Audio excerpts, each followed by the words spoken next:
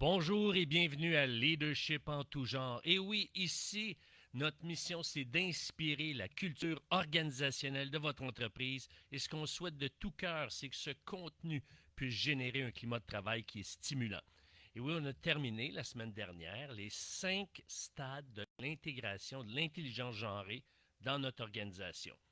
Il y a des entreprises qui vont être très préoccupées par la distinction des genres, de l'énergie féminin ou de l'énergie féminine, de la perspective féminine ou de la perspective masculine. Certains sont très préoccupés, d'autres moins. Et on a vu au fil de cette série les 5 stades de l'intégration de l'intelligence genrée. Cette semaine, on va parler de valoriser l'apport du féminin au-delà de la parité. Évidemment, on en a déjà parlé, on le souligne à l'occasion dans ces capsules radiophoniques, mais on va le développer un peu plus aujourd'hui. Parce que ça, c'est le nerf de la guerre. C'est le nerf de la guerre. Parce que si on veut une parité, sans qu'on puisse tenir compte des particularités de la féminité, bien là, on va passer à côté. Alors, pourquoi? Parce que au fil des décennies passées, l'objectif professionnel des femmes se concentrait davantage sur des préoccupations pratiques que sur des aspirations idéologiques. Bon, les femmes aspiraient notamment à trouver un emploi stable, à régler des factures, à compléter le revenu que leur conjoint pouvait apporter à la maison, à se dévouer pour leurs enfants ou à envisager une retraite paisible. C'était aussi peut-être pour pouvoir payer l'école privée ou pouvoir payer l'université aux enfants. Donc, il y avait plusieurs raisons. C'était des raisons pratiques. C'était pas idéologique. C'est-à-dire, on a besoin de plus de revenus. On ne peut pas couper dans les dépenses. Je vais aller travailler. Alors, maintenant, c'est un modèle qui est incarné par l'homme de l'entreprise. Les femmes allaient travailler dans une entreprise où est-ce que la culture était masculine. Et même s'il y a eu une entrée massive de femmes dans les années 70, 80, 90, et là en 2000, ça l'a explosé, parce qu'il y a eu ici au Québec du moins, il y a eu les garderies, donc ça a facilité l'intégration des femmes au travail. Quoique en 80-90, il y avait pas mal de femmes qui étaient au travail parce que la scolarisation, l'accès à la scolarité euh, s'est déployé énormément. Donc, les femmes n'étaient pas seulement des infirmières ou des secrétaires, mais se sont mis à s'instruire dans différents champs, et c'est parfait ainsi. Maintenant, ce qui arrive, c'est que l'intérêt, le désir de travailler, la recherche d'emploi n'a plus le même sens qu'il y a 30, 40 ou 50 ans. Maintenant, ce qu'on constate, c'est qu'il y a de nombreuses femmes qui ressentent une fatigue parce qu'elles doivent concilier métro, boulot, dodo.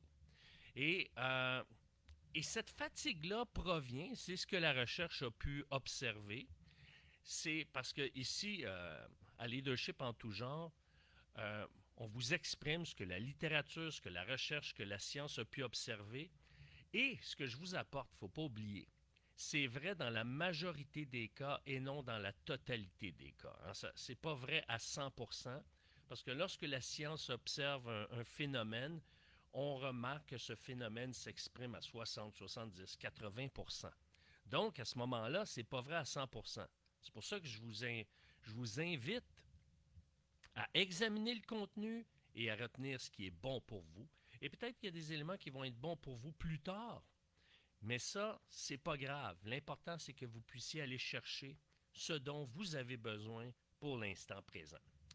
Donc, je disais qu'il y avait de nombreuses femmes il y a de nombreuses femmes qui ressentent une fatigue parce qu'elles ne sentent pas qu'elles ont de l'espace pour s'exprimer de manière naturelle.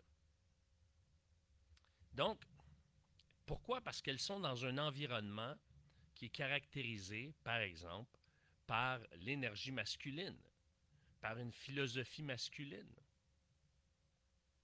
Et donc, qu'est-ce que ça fait, ça? Lorsqu'une femme ne se sent pas accueillie, écoutée, comprise, elle se sent dévalorisée. Son travail est moins stimulant, il est moins motivant, parce qu'elle ne reçoit pas une reconnaissance qui est équitable.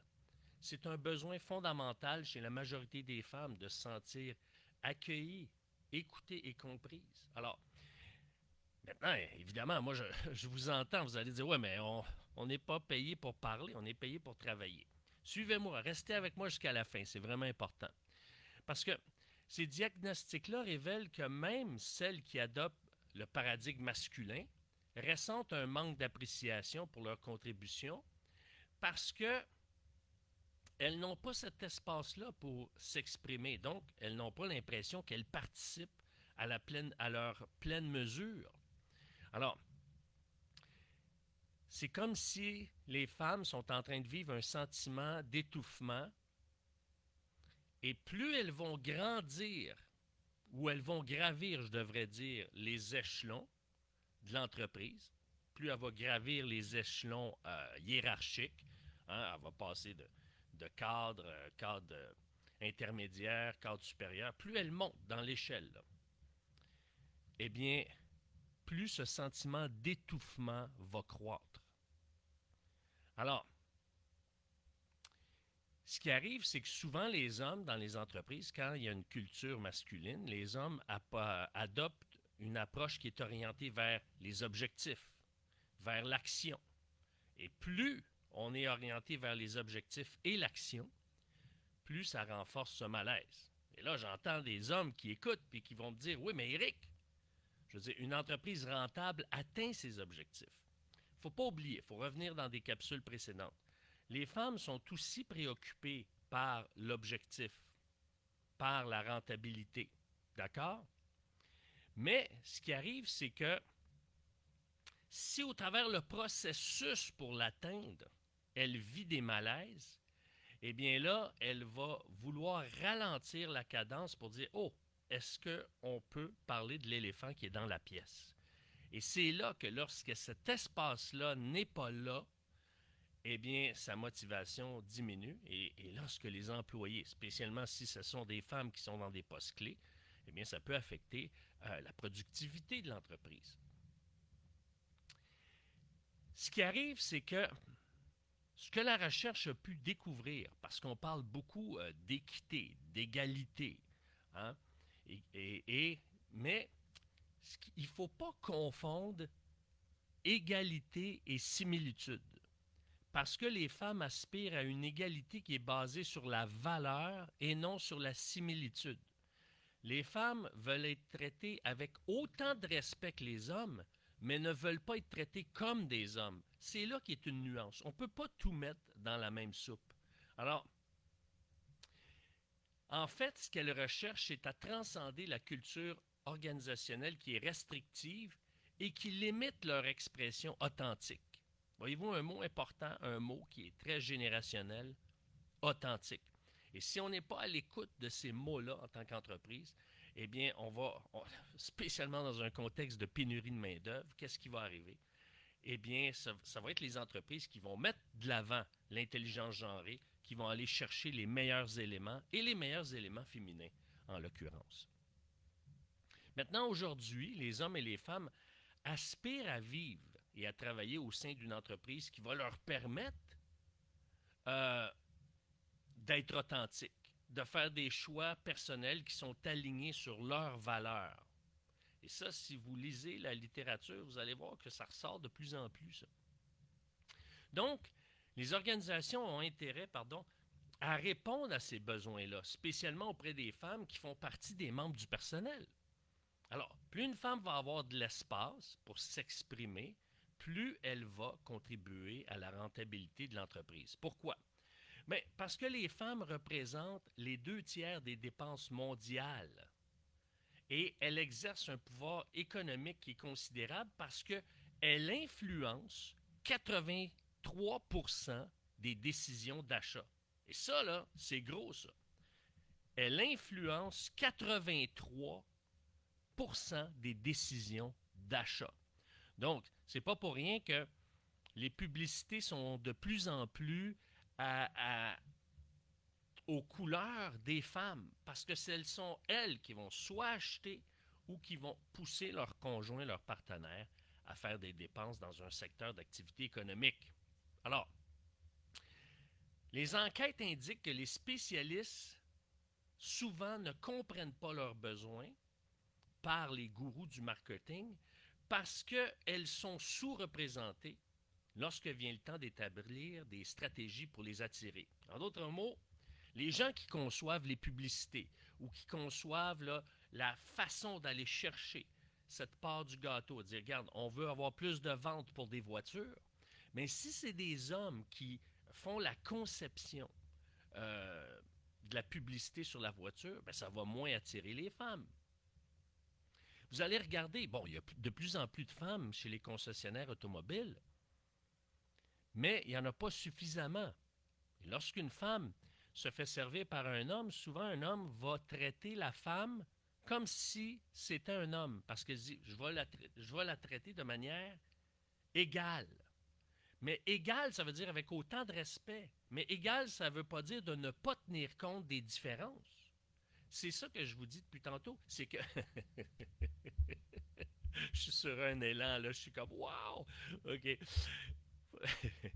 Les femmes aspirent à une égalité qui est basée sur la valeur et non la similitude. Et dès qu'on a capté cet élément-là, c'est là que l'intelligence genrée nous aide à comprendre. L'intelligence genrée, il n'y a rien de magique là-dedans. C'est juste que ça nous donne des repères pour dire que quand on voit « oh, ça passe pas », quand on voit que « oh, mon discours passe pas », OK, qu'est-ce que je heurte en ce moment? Et ça nous donne des repères pour avoir une communication plus fluide, authentique et qui va rejoindre la personne. Donc, les femmes recherchent à être comprises face à leurs besoins qui les différencient. Donc, et ce qui arrive, c'est qu'elles refusent d'être traitées comme des partenaires silencieux. Et ça, c'est pas parce qu'elles sont rebelles, c'est parce qu'elles voient des choses, elles ont des choses à dire, et souvent, ce qu'elles ont à dire, c'est vu comme une menace ou comme si elles veulent prendre notre place. C'est pas ça. N'oubliez pas, c'est un comité d'amélioration, une femme. Elle veut contribuer dans le processus à une meilleure qualité de vie ou un meilleur cheminement pour atteindre l'objectif. Donc, l'avenir du marché repose sur la connaissance ou la reconnaissance, je devrais dire même, des attentes des femmes en tant que consommatrices. Donc, pour rejoindre plus de consommatrices, il faut avoir plus de femmes dans des postes stratégiques. Alors, et ça, c'est stratégique en soi pour une entreprise qui veut augmenter sa rentabilité et sa prospérité. Donc, l'importance accordée à l'égalité a joué un rôle crucial dans l'établissement de la justice sur les lieux de travail. Et ça, là, on doit en être reconnaissant. Les hommes et les femmes doivent être reconnaissants parce que ça a été ces combats qui ont été menés avec civilité dans la majorité des cas, qui ont contribué à ce que les femmes puissent avoir une meilleure qualité de vie dans le milieu de travail et aussi une rémunération qui est équitable, qui est de plus en plus juste. Alors, mais lorsque l'égalité est confondue avec la similitude, les avantages des différences entre les genres, masculins et féminins, disparaissent. Alors, c'est pour ça qu'on ne doit pas confondre l'égalité et la similitude, parce que quand on associe égalité à similitude, les différences disparaissent. Et quand les différences disparaissent, qu'est-ce qui arrive? On veut mettre tout le monde dans le même panier. Et si la culture organisationnelle est masculine, bien, le féminin s'en va. Les femmes s'en vont. Change de place. Recherche une entreprise qui va accepter de plus en plus leur rôle avec leurs particularités. Alors, maintenant, lorsqu'on enseigne aux femmes, et ça c'est ce que la recherche a pu démontrer, lorsqu'on enseigne aux femmes à penser, à agir et à résoudre des problèmes, et même à diriger comme des hommes, non seulement ça les dévalorise, mais ça les décourage. Et ça limite ou ça restreint leur potentiel, leur contribution. Et à ce moment-là, c'est tout le monde qui perd dans l'entreprise. Donc, les femmes recherchent des dirigeants, des leaders qui célèbrent ces différences-là et qui comprennent que leur réussite future sur leur lieu de travail repose sur l'harmonie entre le masculin et le féminin. Et s'il y a une chose à se rappeler, c'est qu'égalité ne veut pas dire similitude. Et plus on comprend ce qui différencie le masculin du féminin dans l'organisation, et bien plus on contribue à notre prospérité.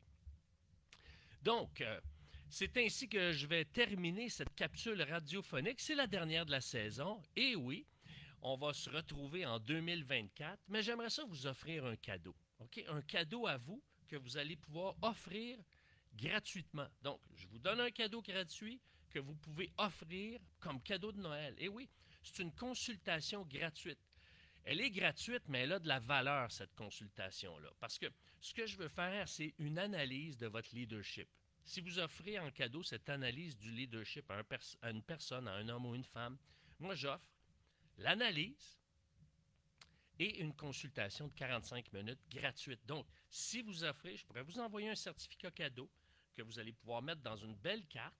Moi, je vais offrir ça à 3 personnes. Les 3 premières personnes qui m'écrivent à coach @ericlantier.net, c'est coach @ericlantier.net, eh bien, je vais vous envoyer un certificat cadeau que vous allez pouvoir remettre dans une belle carte de Noël ou une belle carte pour un cadeau du temps des fêtes. Donc, vous m'écrivez à coach @ericlantier.net.